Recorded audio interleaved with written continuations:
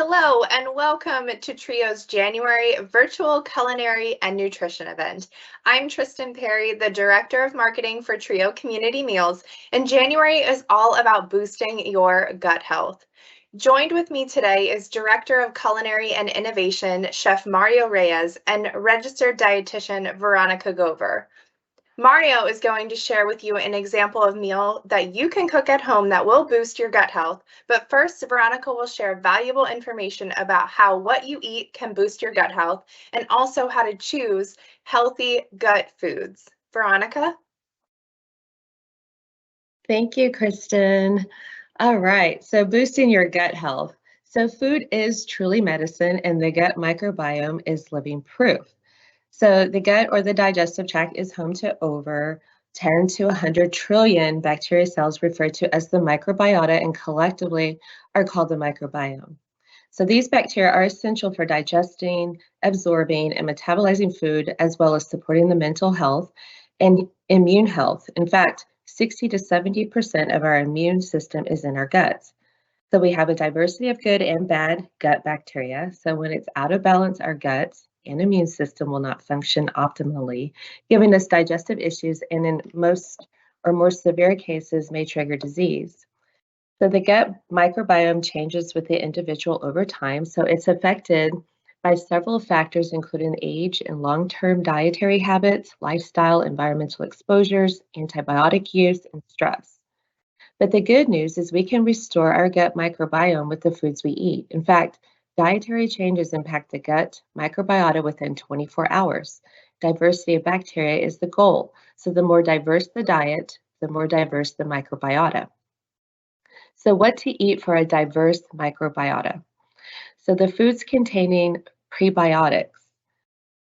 So the prebiotics actually help grow good bacteria. So these are foods such as leeks, onions, garlic, jicama, asparagus, apple, seaweed, Jerusalem artichokes, chicory root, dandelion greens, tomatoes, peas, soybeans, and whole grains, even flax seeds, legumes, nuts, cooked and cooled potatoes, and white rice. Now, probiotic foods, these are foods that restore and maintain good gut bacteria. So they already contain bacteria. So these are foods such as kefir, yogurt, kimchi, krauts, kombucha, miso, and other cultured dairy and dairy alternatives. Foods rich in omega-3 essential fatty acids. So your best sources are oily fish such as salmon, sardines, and tuna, and then plant-based sources such as walnuts, chia seeds, and flax seeds. So a balanced amount of plant-based and animal-based proteins. So plant-based whole foods like legumes, nuts, tofu, and seeds, and then lean animal-based whole foods such as poultry, fish, shellfish, eggs, and dairy products. And then lastly, foods that are rich in vitamins, minerals, and polyphenols. So these are your vegetables and fruits, herbs, cacao, whole grains, and nuts. So let's see what Chef Mario is cooking in his kitchen today. Oh, thank you, Veronica. Thank you. Thank you. Welcome back. Welcome back to my kitchen. I'm here once again just to share some ideas, share some things on what we're going to do based on, based on a menu, based on what we're serving today and everything. And everything goes back to exactly what Veronica talked about it. And that is, what's good for you based on, digestive and everything in there. So today, actually, I picked some nuts, what do you call it, some whole wheat, obviously, grain bread, and then of course some yogurt. Yogurt is something itself it's good for you, and then at the same time we can combine it together with something else itself. So today what I chose is a tzatziki. Think about it. Turkey tzatziki is something that I picked today, and tzatziki itself, normally you will serve it like a dip.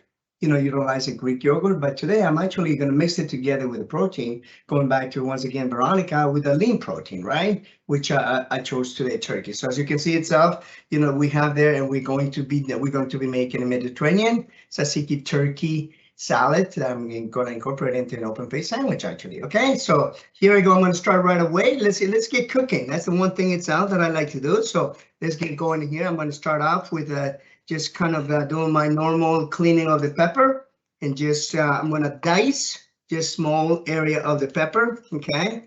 And then from there, I'm going to be able to incorporate all the other ingredients there. As you can see, here's the pepper, nice and clean. We don't have to, we don't have seeds all over the place. And now what I'm going to do is just going to take a little portion of it and just I'm going to right now is dice it. Okay, so as you can see, we're going to dice small. Okay, we're going to dice this right here. There you go. As you can see right there, the peppers. The peppers really, the reason why you chose peppers itself is because you want to just get some crunchy, a little crunch right into the tzatziki itself. But then the most important thing is also the flavor profile that goes with that. You know, going back to the nutrition value, right, which is legumes right there. So we have that there. We're also going to add some onions. Okay, so what I'm going to do is I'm going to just get a little bit of, I'm going to slice the onions here, dice it. I apologize. I'm gonna just dice the onions just like that. Okay, just enough to just kind of put some flavor into it. So as you can see right there, I'm gonna just dice it small. Just try to make sure you dice it the same size as the way we will be doing the what do you call the peppers? Okay, so we have that in there, just small dice. You know what in our kitchen terms we call it brunoise. Okay, we're gonna add right there. Cucumber, English cucumber. You know, on the recipe, you call it peel it, seed it, and then use it up. But based on English cucumber itself, I want you just to kind of show you also a way of utilizing with the skin. Okay, the skin is good for you too. So there's nothing wrong with utilizing that in there. So I chose just, you can peel it if you want, obviously, but then at the same time, you can also just what he called not peel it and use it like that. Look at that. What I want to just kind of show you itself. Look at that. Just making sure nice and even. Very important thing once again in cooking itself is how clean you keep your kitchen, right? So as you can see right there, look at this. What I'm doing is taking the seeds right out. That's what I'm doing. I'm taking the seeds. You can put the seeds in there, but you don't have to. Once again, all depends if you like that itself. So there, look at that. All I'm doing is dicing the same size as the onions and the same size as the cucumbers. Okay, so I'm going to put this over here because I'm only going to use a little bit of that. As you can see, following the recipe, you can actually see exactly how much you need. Okay, so what I'm doing now that I have the nice sticks, I'm going to just dice it up into a small little dice here, making sure that everything stays on the bowl. Okay, so we have it right there. Okay, so as you can see, all the vegetables are there, looking good, looks colorful. Okay, now what I'm going to do is start slowly adding everything else to it. Okay, so as you can see, I have this right here. I have the diced turkey. You can use chicken too. Okay, you can also use chicken. So that's the one thing. Look at this. I'm adding this right now. Okay, I have this. Just make sure it's cooked or smoked turkey. You can use chicken if you like. You can use anything like that. There's no reason why not. I have a little bit of parsley. Okay, parsley is mainly for some color, a little, I always remember that. Always remember the parsley itself is, adds a little bit flavor, but then at the same time, it doesn't have much of an aroma too strong as a basil or anything at all. But it's mainly for color and the freshness to it. Now, by adding flavor to it, I'm adding a little bit of dill. Okay, so look at this. I got fresh dill over here, and the one thing I'm doing with the dill, I'm just gonna just roughly dice. Just roughly chopped. I apologize. Just roughly. You want some of the dill to make sure it goes there. One little tip when it comes to dill. Let's just say in the stores, it's hard sometimes in the grocery stores to go out and get fresh dill. Okay, there's nothing wrong with you buying some fennel. If you see some fennel, fresh fennel in the fridge, buy fennel and use the leaves. The leaves out of there, which is the fennel leaf, the fennel itself. The same flavor profile. Okay, same flavor profile itself. So as you can see right there, now I have a little bit of garlic. Garlic, obviously, very good for you. And then I have all the seasonings. I have everything there with exception of the main ingredient, which is the yogurt. Exactly what Veronica was talking about. Look at that. We're adding the yogurt right into the mixture. Okay, the whole idea is that yogurt would bind in nicely. So this is mainly a tzatziki itself. The tzatziki main ingredients: dill, garlic, lemon juice. Okay, lemon juice. I got some lemon juice right there. Look at this. I'm mixing it all together. As you can see, it looks good. Okay, there we go. We're gonna mix that in there together. I'm gonna add the rest of the yogurt so it binds nicely. So we have all this ready to go there. And then the one thing I wanted to add for this recipe, and I'm a giant believer of this, is based on the flavor profile itself, I like to add a little honey to it. And I tell why honey. Honey goes, just think about it. I didn't have any fat to it, right? There's no olive oil itself. Normally I'll add some olive oil to it. In this recipe, a little sweetness to it, which is the honey, is what it makes. It binds in together. It binds the acid, okay? It binds the acid and the sourness of the yogurt. So it kind of brings it all together, and the honey just brings out a nice flavor profile. Look at this. It looks nice. It's ready to go, okay? And all set. I'm all set to go, as you can see right there. All set to go. The number one thing I always like to do is to make sure, okay, make sure it looks good.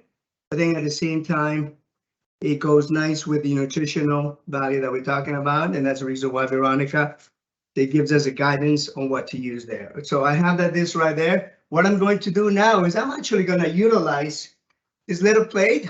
Hopefully everybody can see it there. And I'm going to utilize a whole grain bread, just a toast, okay?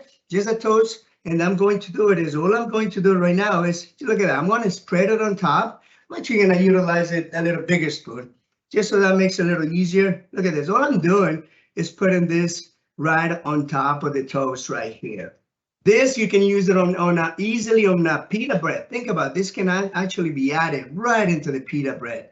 But what I chose is a nice little toast. Look at this. It goes nice. You don't need any garnish on top of it. You don't need anything because you can see the peppers. There it is. Look at that. This is what I call an open face. What do